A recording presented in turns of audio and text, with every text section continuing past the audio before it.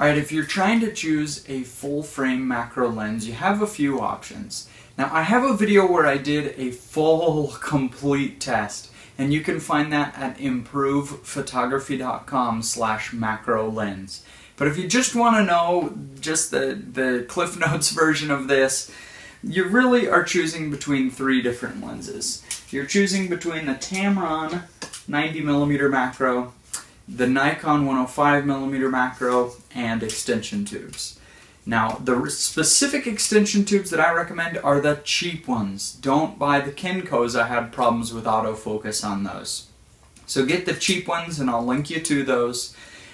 But then, if you do want a dedicated macro lens, which is just slightly sharper and a little bit more convenient to shoot with, because it will allow you to autofocus at any distance. Like with the extension tubes, you really have to autofocus by scooting in and out, which can mess with your composition.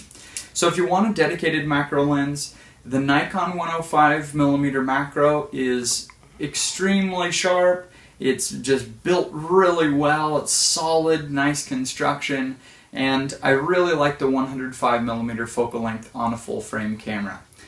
But for half the cost, you can get this Tamron 90mm macro that is just as sharp. It's not built like a tank, but it's also a lot lighter weight, so it's easier to chuck in the bag even if you're not sure you're going to need it.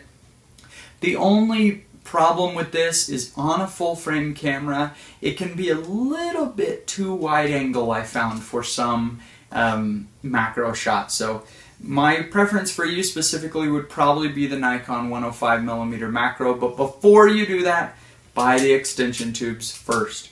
They're, I mean, a tenth of the cost. They get very sharp results, not as sharp as a dedicated macro, but very sharp. And if you do decide to buy a dedicated macro later on, you can use this with it. So that's my recommendation.